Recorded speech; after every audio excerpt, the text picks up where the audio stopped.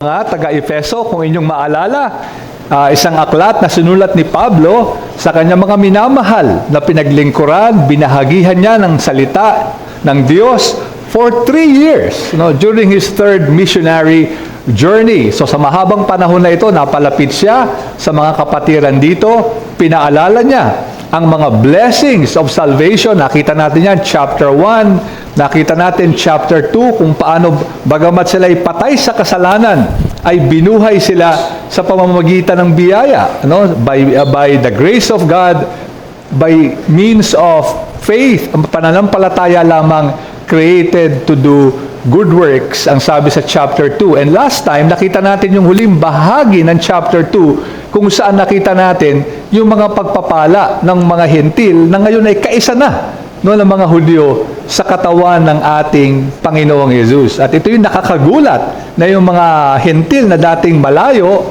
strangers in the covenant of promise, ay ngayon ay kabahagi na ng mga Hudyo sa katawan ng ating Panginoong Hesus. At itutuloy natin yung pag-aaral natin, chapter 3 na tayo, mga kapatid, chapter 3 verses 1 to 6, gaya na inyong makikita sa ating mga sa screens diyan.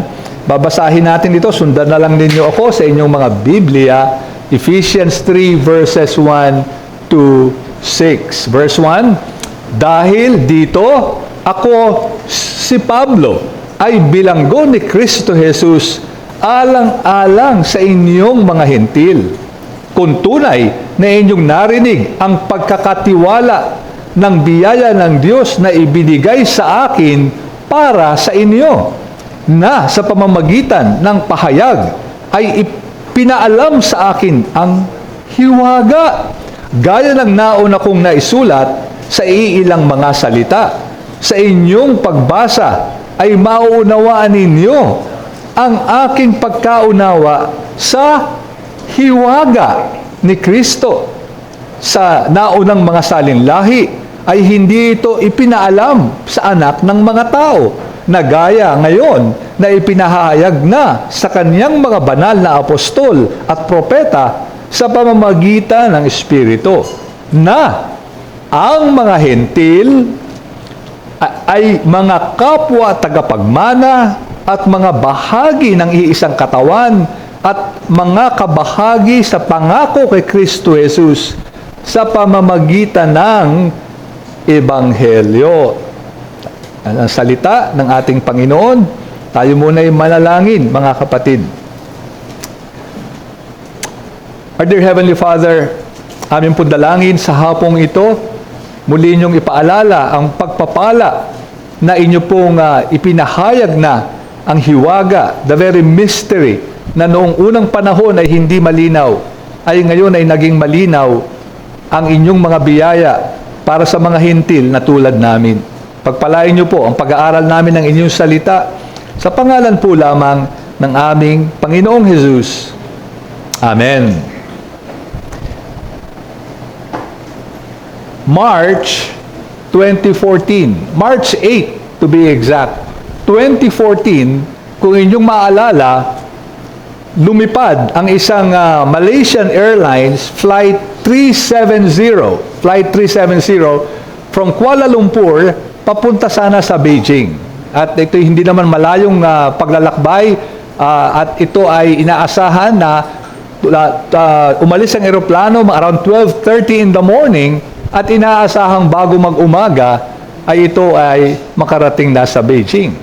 Subalit, gaya ng alam ninyo, ang flight na ito na merong 227 passengers, 12 crew members, so more or less mga 240 people on board, nung malapit na sa Vietnamese airspace, from Malaysia kasi dadaan ng Vietnam, nung malapit na sa Vietnamese airspace, ay biglang tumahimik at 1:21. So halos wala pang isang oras na lumilipad, biglang namatay yung transponder. Ito palang transponder, ito pala yung nagko-communicate sa mga, traffic control dito sa radar, I presume, dito sa mga dadaanan. At nung 1:21, nang mamatay ang transponder, ay wala nang narinig kahit anuman, at hindi na nakita hanggang ngayon ang Flight 370 together with almost 250 souls on board. Ito yung tinatawag na one of the, sabihin natin, greatest mystery in aviation history. Na hanggang ngayon, sa ating modernong mga satellite, modernong mga eroplano, hanggang ngayon, hindi makita at hindi tiyak kung ano nangyari sa MH370 ng Malaysian Airlines. Kaya marami ngayon pa rin ang naiintriga. Maraming mga, of course, conspiracy theories kung ano nangyari kaya sa flight na ito.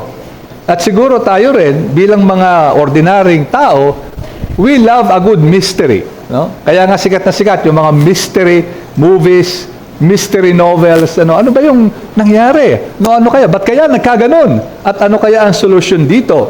At alam nyo, dito sa Book of Ephesians, tinatawag ito na epistle of the mystery. No? Sulat na puno ng hiwaga. No? Kasi ilang beses binanggit ni Pablo yung salitang mystery. No? Sa buong New Testament, 27 times lang ginamit yung Griegong salita na mysterion o mystery. 27 lang. 21 times si Pablo ang gumamit ng salitang ito. So medyo mahilig si Pablo na gumamit nung salita na ito. At yun na nga, dito sa Efeso, 6 times ginamit ni Pablo yung salitang hiwaga. No, kaya itong pag-aaralan natin, ano ba itong hiwaga na ito? Ano yung mystery na paulit-ulit ditong binanggit ni Pablo? At dito nga sa ating talata, nandito yung pinakamalinaw na pagpapaliwanag ni Pablo kung ano itong hiwagang ito. At ito ang gusto nating matutunang mensahe, mga kapatid, that we may praise God that He has revealed, purihin natin ang Diyos, kapagkat ipinahayag niya ang mga pagpapala ng kaligtasan sa atin. Ito yung hiwaga na ipinahayag sa atin, yung blessings of salvation to us Gentiles. Ito yung ating pag-aaralan na para at the end of this message, ang ating objective ay purihin natin ang Diyos na ipinahayag ang mga pagpapalang ito ng kaligtasan sa atin bilang mga hentil. So una sa lahat, tingnan muna natin, ano bang ibig sabihin sa Bible pag sinabing mystery? No, kasi merong mga iba na baka nalilito pa sa bagay na ito. Ano ba yung mystery when you see in the Bible? Although for sure, alam na rin ito ng iba sa inyo. Tingnan natin, verse 1. For this reason, I, Paul, sabi ni Pablo, a prisoner of Christ Jesus, and in behalf of you Gentiles, tingnan niyo yung mga Bible nyo, makikita ba nyo na after nung Gentiles o hentil sa Tagalog, ay merong dash na mahaba? Pakicheck nga yung mga Bible nyo. Merong bang dash? No? For this reason, I, Paul, ang kasunod sana niyan, panalangin. Ipapanalangin niya. Kagaya rin doon sa chapter, chapter 1, na after yung mahabang paliwanag, ay nagpuri at nanalangin si Pablo. Pero pansinin niyo dito, kailan nanalangin si Pablo? Well, kung babasahin niyo yung mahabang chapter 3 o yung mga talatang sumunod sa chapter 3, ay siya'y nanalangin nung verse 14 pa. Kasi sa verse 14, kung titingnan nyo, dahil dito, napasin nyo ba sa verse 14, inulit-ulit? For this reason, verse 1, verse 14, matapos yung dash, ang haba ng sinabi ni Pablo, tapos sa verse 14, biglang bumalik yung salitang, dahil dito ay iniluluhod ko ang aking mga tuhod sa Ama. So dito niya pinick up yung panalangin. So yung ating pag-aaralan pala ngayon, parang mahabang parenthesis ito. No, para bang, di ba, minsan may kausap ka, siya nga pala, gusto ko ikwento sa inyo nung pumunta ako sa Manila, pero bago ako pumunta sa Manila, tapos biglang nagkwento, ang haba, no? Tapos maya-maya, nasa lang nga ba tayo? Doon sa Manila. Now, hindi naman natin sinasabi na si Pablo ay nagkamali, no, na parang basta na lang niya isiningit ito. Of course, we believe in the inspiration of the Word of God. No, minabuti ng Diyos, ng banal na Espiritu, na isingit. So, ibig sabihin, napakahalaga nito. No, biro mo, mananalangin na, itinigil. Okay? So, ano yun? Well, first, sabi ni Pablo sa verse 1, ako ito si Pablo, parang inulit lang niya, a prisoner of Christ, Jesus Christ, on behalf of you, Gentiles. Ito yung, kumbaga, nagpa-post kay Pablo na bilanggo siya, bilanggo siya ng emperador ng Roma, pero hindi yun ang sinabi niya. I'm not a prisoner because of Rome, bagamat totoo rin yun, pero ang sinabi niya, I'm here because of my Lord and Savior. And especially, sabi niya, on behalf of you, Gentiles. Then dash siya nga pala. Okay? Kuha natin yung ano ni Pablo, yung kanyang pagsulat dito. Verse 2, assuming, now dyan, para kasing medyo uncertain para i-assume natin, pero di tiyak. Hindi ganon, ano? Sa ibang translation, for surely you have heard. Yan. Parang mas may katiyakan. Hindi yung assuming na baka, pero hindi. Ito, more of yung malamang, narinig nyo na, pwede nating sabihin, na narinig niyo ang that you have heard of the stewardship, pinagkatiwala kay Pablo, yung biyaya ng Diyos, okay, para sa kanila, at para sa kanya rin, may biyaya siya, para ibahagi yung biyaya. Then verse 3, eto na, yung ating pag-aaralan, yung hiwaga, dito na sinimula ni Pablo. Ano itong bagay na ito na pinagkatiwala kay Pablo na may biyaya ang Diyos? How, di ba? Ito na, the mystery. Mysterion. Ito na, ginamit na yung salita na mystery. Was made known to me by revelation as I have written briefly. So, ito na yung mystery. Ano nga ba itong mysterion? Ginamit ni Pablo yung isang salita na common naman sa Greco-Roman world. Hindi naman ito umimbento siya ng salitang mystery, Common ito. Pero sa kanilang, ibig sabihin nito ay isang bagay na makalangit, makadiyos, kung sino man yung Diyos mo, Kasi Greco-Roman world to, Kahit sino yung Diyos mo, sino yung mga dinodiyos mo, kung meron isang bagay na sekreto, nakatago, pero ini-reveal ng iyong Diyos. Kung sino man yung Diyos-Diyusan mo, So, general to.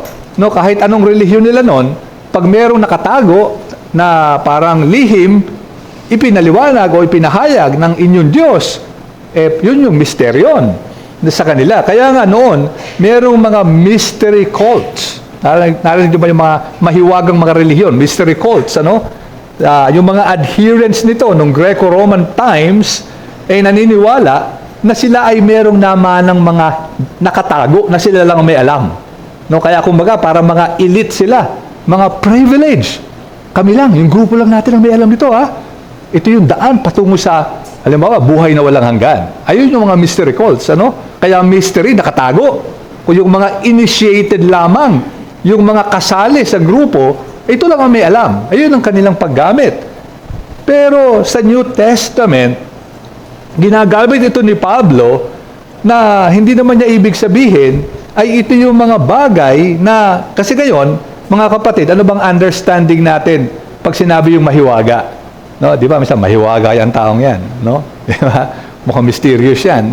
Ngayon, kalimitan, pag ginagamit ito, ay ibig sabihin natin something that is unclear or hindi natin lubos na naunawaan. Kunwari ka, the mystery of the missing flight, Malaysian Airlines, walang may alam, Nakatago. Parang gano'n ang tingin natin, mystery, nakatago niya, walang may alam, O hindi natin masyadong alam.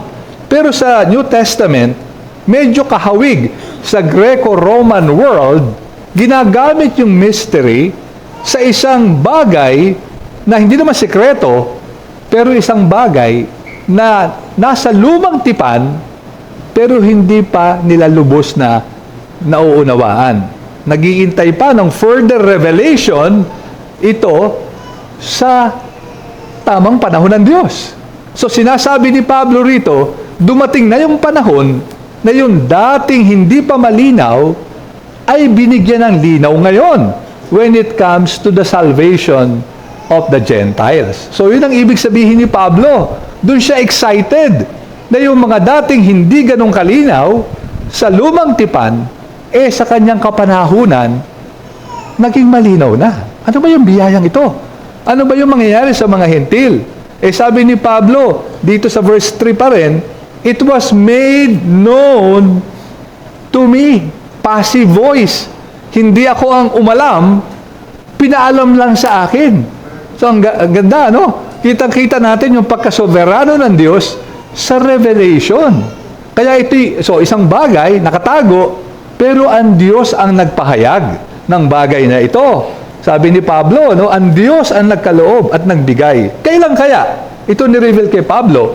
Well, napag-aralan na natin, o siguro yung iba nag-iisip, ito kaya nung maligtas siya, Damascus Road experience, ito kaya talagang ni-reveal na agad ng Panginoon lahat sa kanya? O meron bang period na mahaba-haba kung saan dahan-dahan itong pinalam ng Diyos kay Pablo? Pwede rin, ano? Kasi napag-aralan natin yan. Nangaral sa atin si Brother Joe. Galatians 1:11-17 na tumigil si Pablo for some time sa Arabia after his conversion. So, hindi naman pagka-convert niya, diretso sa mission field, no? May training pa rin si Pablo. Okay? But anyway, yun ang mga posibleng paliwanag dyan. Tapos tuloy natin, verse 4. Okay? When you read this, okay, so pansinin nyo, no, may public reading. Nung panahon na yon, konti pa lang ang nakakabasa. Kaya itong mga sulat na ito, kalimitan, orally, binabasa to, no, sa pandinig ng mga, ng iglesia. So when you read this, sabi niya, you can perceive my insight into the mystery of Christ. Yung palang mystery na ito is all about Christ. No, ito yung parang in general o yung pinaka-sentro ng hiwaga na dati hindi pa ganun kalinaw, na ngayon malinaw na, nakasentro pala ito sa ating Panginoong Hesus. No? Kaya yung mystery na yan, pinapangaral ni Pablo, it's all about Christ. Pero pag minsan, kasi sa Bible, napakaraming beses sinabi ni Pablo, ito, pag minsan yung ilang bahagi, kumbaga yung mga particulars of the mystery, ang dinidiin ni Pablo. At ganoon din sa buong New Testament. No? So wag tayong magtaka, bakit parang iba-ibang sinasabi? The mystery of godliness, no? Merong mga mystery na parang, ano ba ito? Maraming hiwaga. Well, lahat ito about Christ. Pero iba-ibang dimension or mga specifics ang binabanggit ni Pablo. Okay, finally, verse 5. Ano? Saan natin nakuha yung turo na dati malabo ito, ngayon ay luminaw? Well, verse 5, napakalinaw. Which, okay, talking about the mystery of Christ, which, verse 5, was not made known to the sons of men in other generations. Ayon, dati, nung unang henerasyon, nung panahon ng lumang tipan, hindi pa ganun kalinaw. Sabi ni Pablo, but, or as, it has now been revealed to His holy apostles and prophets by the spirits. Or by the Spirit, no? The Holy Spirit. Well, ang tanong natin siguro yung iba sa inyo, medyo nagkakamot, Pastor, di ba? Marami namang propesiya sa lumang tipan. Di ba? Ang daming prophecy about Christ. In fact, yan ang isang ginagamit natin sa apologetics, ano? Na ang daming mga propesiya na imposibleng galing sa tao. Kasi napaka-specific ng mga propesiyang iyan, no? Na tungkol sa Panginoong Hesus. So, hindi natin sinasabi na totally walang kamuwang-muwang yung mga naunang henerasyon. No? Meron naman talaga. Genesis 12, verse 3, kay Abraham, sa covenant, katipan ng Diyos kay Abraham, I, sabi ni Yahweh, will bless those who bless you, Abraham, and him who dishonors you, I will curse. And in you, ito na yung pangako na ating pinanghahawakan din. In you, Abraham, all the families of the earth shall be blessed. All the families. That means hindi lang Hudyo. Diba? All the families No? So dun pa lang may glimpse. Meron ng parang pagpasilip. Meron ng hint of the coming blessings to all the families of the earth. No? So, ito na yun, kung tutuusin natin. So, meron talaga. In fact, many Gentiles were saved even in the Old Testament times. Di ba? Ang dami natin kilala, naging nanay pa o lola, lulahan, sorry, ng ating Panginoong Hesus. You know, you have the likes of Rahab, di ba? Ruth, Melchizedek, most likely, coming from out of nowhere. So, may mga, sabi ng iba, even Job, could be a Gentile. So maraming naligtas, no? probably Naaman as well, Naaman. So ang dami, no, ng mga naligtas noon. Pero here's the point, bakit mystery ito? Because hindi nila alam that Jews and Gentiles will be in one body of the Lord Jesus Christ. Hindi nila alam yon. Alam nila, pwedeng may maligtas. Pero siguro, iniisip nila, iba kayo, iba kami. No? Siguro, kung meron man, na medyo all the families of the earth, no? Pero walang naging malinaw, kung meron man, siguro, really, very small percentage, ang talagang nakakita ng insight na magiging isa silang katawan. Kasama ang Hudyo at kasama ang mga Hintil. At ito'y na-reveal lamang sa gaya nakita na natin last message, to the holy apostles and prophets. That's why the church is founded, di ba, on the apostles and the prophets, but the cornerstone is the Lord Jesus Christ. No? So yung revelation, dumaan sa mga tao. Kasama na si Pablo. But of course, the Spirit, ito pa, ang isang clue na ito ay sovereign act of God. No? The passive voice, doon sa naunang talata, ito naman, nilinaw na. The Holy Spirit is the one who reveals. So, anong application sa atin ito, mga kapatid? Well, I think we should be, and I believe, we should be very thankful for this decoding of the mysteries na dating nasa lumang tipan, na yun ngayon ay luminaw na. Pinaliwanag sa atin, imagine we're living in the times na inscripturated, sinulat na, ang revelation ng Panginoon, nandito na sa banal na kasulatan, and all we need to do, if we want to know the plan of God for the Gentiles, ay kunin ang Bible natin. At ang linaw, pwede nating basahin ang mga bagay na ito. Of course, there are portions of Scripture na hindi naman ganun kalinaw. Hindi natin sinasabing the whole Scripture is equally clear. No, meron pa rin mga natirang misteryo dito, pero pagdating sa kaligtasan, pagdating sa mga Hudyo at Hintil, kasama na magkasama sa katawan ng Panginoon, andito na yan. At alam nyo, pag minsan we take for granted itong ating mga kaalamang ito. Kasi every Sunday, biyaya, cruise, no? Dumating ang tagapagligtas, parang we take it for granted. Parang common knowledge, na andyan yan, alam na natin yan. Sino bang may hindi alam yan? No? Everybody knows it. Pero mga kapatid, grabe itong ating kaalaman na ito. 1 Peter 1 verse 10, di ba sabi ni Pablo, concerning the prophets who prophesied about the grace that was to be yours. Gentiles, Jews, Gentiles both. Ang sabi ni Pedro, they searched and inquired carefully. Yung mga propetang ito, they searched, they inquired carefully. Halos kumbaga may magnifying lens sila. Tinitingnan nila yung kanilang lumang tipan lang ang dala nila. Talagang minamagnifying glass nila. Trying to inquire what person, verse 11, what person or time the Spirit of Christ in them was indicating when He predicted the sufferings of Christ and the subsequent glories. Meron silang idea. Merong suffering, Messiah. Merong glory na darating. Pero lito sila hindi ganun kalinaw sa kanila. Isipin ninyo kung kayo si Eva at si Adan, nang kasala kayo, Genesis 3, dumating ang pangako ng Panginoon, the seed of the woman, your very seed, Eve, will crush the head of the serpent. Grabe siguro ang pag-iisip nila, Ano kaya yon? At siguro maraming gabi na nakatingin sila sa mga bituin. Darling, ano kaya yung seed of the woman?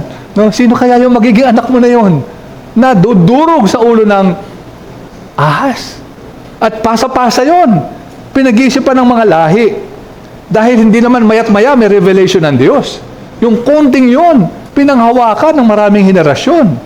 Pero hindi nila alam. Ano ba talaga yon? Think about Abraham. Yung binasa natin, by you, all the families of the earth will be blessed. Eh siguro maraming panahon nakatingala din si Abraham sa gabi at nag-iisip, paano yung buong mundo makikinabang sa aking pamilya? Ang liit namin, may mga tupa, meron ako dito mga kambing, medyo malwa ng buhay ko, pero sa akin, walahin ng buong mundo. Parang ang layo, Hindi niya nakita na ito. Think of Moses sa kanyang pag-deliver sa Israel from Exodus. Yung mga binabasa natin sa Numbers, ngayon sa ating, kanina lang binasa natin yung aklat ng Numbers, Leviticus bago doon. Ano kaya itong mga offerings na ito? I'm sure hindi ito makakapagligtas. We're looking forward to someone. Pero, kailan kaya darating? Sino kaya yon? Think of David, na pinangakuan, his kingdom will last forever. At nakikita niya, kahit nung buhay pa siya, nag-aaway na si Solomon at yung kanyang mga kapatid nag-aagawan sa trono. Paano kaya magiging forever yung isang maliit na kaharian na nasa Middle East?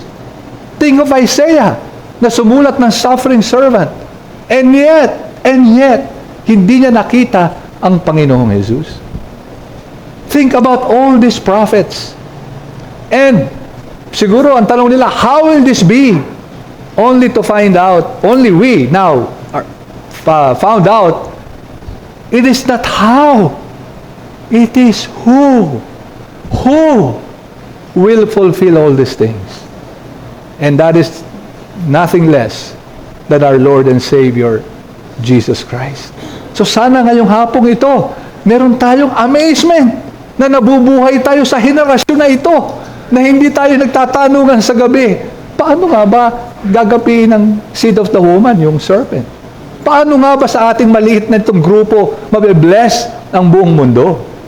Brethren, sana makita natin ang dakilang pagpapalang ito at magalak tayo, maging mapagpasalamat. Thank you, Lord, nabuhay ako sa panahon na ito, na ito na ang Biblia.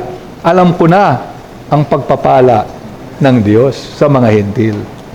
And then, but finally and secondly, tingnan na lang natin itong isa na lang. God's plan. Ano nga yung mystery na to? Verse 6. Ano? Okay, general pa lang kanina. No? We saw what mystery means in the Bible. But verse 6. Ano yung mga pagpapala specifically? This mystery. Ito na, no? Di ba, paulit-ulit. Dito lang sa passage na ito. Maya't maya, mystery. Yung salita, paulit-ulit. This mystery is that, ito na, tatlong bagay. The Gentiles, three things. In Greek, nauna yung sin, S-Y-N, sa lahat ng mga salita na ito. Sin or sig, kleronomos, medyo nakakautal to. Fellow heirs, sis, somos like body, members of the same body, sim, metokos, partakers of the same promise. Sin, S-Y-N, synthesis, di ba? One, union, iisa lang. No, meron nagkakaisa. Number one, fellow heirs. Pareho na kayong tagapagmana. Maalala nyo, chapter 1 pa lang, di ba? Paulit-ulit yung inheritance of the saints na mga tayo merong heir, meron tayong mamanahin. In Romans 8, di ba? We are heirs of God, fellow heirs with Christ. No?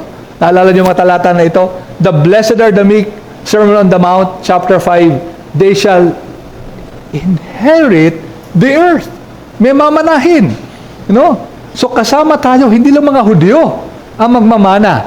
Kasi tayo'y kabilang, ito'y bahagi ng pagiging adopted natin. Yung adoption, yung turo ng adoption, inampon, inaari bilang anak, tayo yun. Inaring ganap. Yun ang unang blessing natin. Dati malabo yan, hindi ganun kalinaw. Ngayon, kayo mga hentil, miyembro ng pamilya. Number 2, members of the same body. Fellow body members, parang pwede raw ganun. Fellow body, parang kasama sa katawan. No? At kasi yung salita na to, very rare. Sabi nga ng iba, wala ito outside the Bible. And the word could have been coined by Paul. No? Humanap siya, nag-imbento siya ng salita para ipakita na isang katawan. Kasi nga, di ba normally, hindi pwede maging isang katawan ng dalawang tao. No? Pero ito, naging isang katawan. Kasama tayo doon. We enjoy the same union with Christ. And finally, partakers of the promise. In the previous chapter, chapter 2, verse 12, strangers to the covenants of promise, di ba? Pero ngayon, ay partakers na kasama in equal terms when it comes to the promise. At ano ito mga blessing na to? In Christ Jesus, through the gospel. Mahalagang maging kaisa ni Jesus, kabilang kay Jesus, sa pamamagitan ng Ebanghelyo. And so, sabi nga ng isang commentator, and I'm just quoting directly from the commentator, God's people will now be identified, tayong bayan ng Diyos ngayon, will be identified by our togetherness in a multi-ethnic loving group. Hindi na ethnicity ang mahalaga, Hudyo ka, Hintil ka. Ngayon, multi-ethnic na dapat tayo. No, na may togetherness, a loving group. At kaya ito yung napakagandang nakita natin ng church outing. Katatapos lang kahapon ng outing natin, overnight. Parang hindi naman tayo iba-ibang ethnicity, pero makikita mo, iba-ibang background, magkakasama, iba-ibang edad. In that group, and even now in our church, this multi-ethnic loving group, endowed by the Spirit of God, rather than by circumcision, ritual purity, and bloody sacrifices. Hindi tayo magkakaiba. Dahil may tuli, may hindi, may nagsasacrifice ng hayop, may hindi. Pero ngayon magkakasama na tayo. And bilang application, mga kapatid, sana i-appreciate natin talaga yung biyayang ito ng Panginoon. No? Grabe yung biyaya ng Panginoon na nakasali tayo. Dati hindi.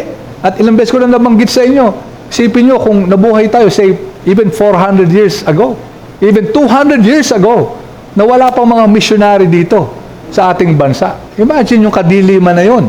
Pero ngayon, ang dami nating tinanggap na mga biyaya. Maraming pagsubok sa mundo na ito. Maraming trials sa mundo na ito. And we're not negating or belittling itong mga trials na ito. May trial ang mga asawang lalaki sa trabaho nila, mga asawang babae at maging asawang lalaki sa mga anak nila, paano palakihin, paano i-disiplina. There are times we want to give up. At parang naiisip natin, hindi ko na ito kaya. No? Ang hirap nito, mabuhay bilang isang mananampalataya. Ano ang magpapalakas sa atin? Ang isang magpapalakas sa atin ay isang pusong mapagpasalamat at humahanga sa dami ng tinanggap mula sa Diyos, bagamat di karapat-dapat. Eh pag nakikita natin yon, manliliit yung mga problema natin. Ano nga ba yung kahit wala akong pera? But I'm fellow heirs. Ano nga ba yun? But I know the mystery. It has been revealed to me na ako ngayon ay fellow heirs. Kasama ako ng katawan ng Panginoong Jesus at nasa akin ang biyaya ng mga pangako ng kaligtasan dahil kasama ako ni Kristo. So sana ito ang makibabaw sa atin, mga kapatid. At kung meron tayong kausap ngayon, maaaring hindi nyo napansin, yung binasa natin, yung pinakahuling bahagi ng verse 6, na it is only in Christ Jesus through the gospel. Kaya nga paulit-ulit sa pulpito na ito, ang mga nangangaral, walang tigil ng pangangaral, lumapit ka sa Panginoong Jesus. Kung gusto mong maligtas, kung gusto mong lumaya sa iyong mga kasalanan, in the language dito sa mystery, if you want to decode the mystery, if you want to enjoy na dating nakatago, ngayon ay luminaw, it is only in the Lord Jesus Christ and through the gospel. Sana lumapit ka ngayon, huwag kang mag-atubili, huwag ka nang magpabagal-bagal. Sana ay talikuran mo na ang iyong buhay na kinalalagyan sa ngayon. Lumapit ka sa Panginoong Jesus sa pagsisisi at pananampalataya. And so in summary, nakita natin dito, the mystery is now clear. We Gentiles, we belong. In 2 words. That's the point. We belong. Hindi na tayo outsider. We're in there. We're inside. We're insiders. Together with all the peoples of the world na lalapit sa Panginoong Jesus para sa kanilang kaligtasan. But alam nyo, talagang ang mundo ay meron pa rin mga misteryo at hiwaga. Nangyari yan in November 2021 sa mag-asawang Megan and Derek. With apologies to our brother Derek here. So, nangyari itong sa kanilang karanasan bilang mag-asawa, may baby na sila, may anak na sila, and then pasalamat sila sa Panginoon, nagbuntis ulit si Megan, at nagkaanak sila, ikalawang anak. But after 2 months, medyo nabahala sila. After 2 months, kapanganakan ng kanilang baby Lane ang pangalan ng baby nila, parang medyo may sabi sa account, may mga mysterious symptoms. Kagaya nung bigla siyang nagiging limp, yung parang nawawalan ng lakas, no? Nagiging limp, kumbaga gulay sa atin, parang nagiging gulay, namumutla, at tumitingin pa sa space, yung para tumitingin sa nabablanko yung paningin, at dahan-dahang gumagaan, losing weight, si Baby Lane. So nabahala ang mag-asawa, kagad sinugod sa ospital, after 2 confinements sa ICU, di pa rin nagamot. After 2 times na ventilator si Baby Lane at 2 months old, di pa rin gumaling. And so, months and months, na itong medical mystery na ito ay hindi nila masolve. Isang team of doctors na ang nangalaga kay Baby Lane. Sabi ng account, meron diyang neurologist, pulmonologist, infectious disease. Hindi masolve ang hiwaga ng batang si Lane. Hanggang finally, after months of trying, na-diagnose ang kanyang sakit. A very rare condition called congenital myasthenic syndrome. Hindi ko ma-pronounce kung tama. Type 11, may type 11 pa. CMS 11 ang sakit na ito. And finally, naibigay ang tamang gamot. And before they know it, si Baby Lane nagsimulang tumakbo na, lumakad, gumapang, at ngayon ay parang isang normal ng bata. But that is the kind of world we live in. Hindi lahat ng mga mysteries sa mundo na ito ay nasagot na natin. Merong mga mysteries that baffles us, that frustrates us. May mga mysteries even that saddens us because we live in a broken world. At ating kilalanin, dapat din kilalanin ito. Hindi natin sinasabing na-solve na lahat ang mga mysteries. Marami pang mystery. What happens after life, after death in this life? Of course, meron tayong general idea, pero yung mga detalye nun, medyo kulang-kulang pa. Marami pa tayong di alam. New heaven and earth. Pero, again, ano ba ang gagawin natin doon? Ano ba ang detalye nun? Meron pa rin tayong di alam. That is why, the last book of the Bible, not coincidentally, is titled Apocalypse. Diba? In English, Revelation. So, may mga mysteries pa na hindi natin alam. But praise God, there is a book of Revelation. Again, hindi pa rin ganun kalinaw doon sa book of Revelation. But I think Revelation is a promise. Is a promise. Parang pinapangako ng Panginoon, tiyak ang tagumpay, hindi nyo pa alam lahat ang detalye, a lot of mystery remains, but one thing is sure, the best is yet to come. The best is yet to come. You haven't seen nothing yet. Kala natin, na-reveal na ngayon. Kala natin, dami ng pagpapala. Intahin natin ang new heaven and earth. Malilimutan nyo lahat ito. In a sense, dahil sa laki ng mga pagpapala na higit pa nating makikita. At sana, in the midst of a broken world where promises are not sometimes kept, may mga bagay that frustrates us, may brokenness, may sakit, may mga bagay na nakaka-depress sa atin sa mundo na ito. Sana panghawakan natin ang pangako. There's a final healing that's coming. This heaven and earth and the whole universe and cosmos will be healed finally when the final mystery is revealed. The coming of the Lord Jesus Christ. The end of all things. Sana andun tayo, nagpupuri, kasama sa laksa-laksa, nagpapasalamat. The mystery has been revealed. Praise God. Honor and glory only to the Father, the Son, and the Holy Spirit. Manalangin tayo mga kapatid. O Panginoon namin Diyos, tunay nga in so many ways, we're so blessed. At ito po ay nakita namin tuwing pag-aaralan namin ng inyong salita. At nawa, ipaalala nyo sa amin na napakadakilang pagpapala na ang mga bagay na hindi malinaw doon ay luminaw na ngayon sa aming kapanahunan na ang mga hintil ay kasama sa plano ng kaligtasan. At nawa, kami patuloy umasa that whatever mystery remains sa mundong ito, na ito po ay inyong palilinawin sa inyong tamang panahon sa pagdating ng aming Panginoong Jesus. And may He indeed come quickly. Ito po ang aming mga dalangin sa pangalan lamang po niya. Amen. Amen. Bilang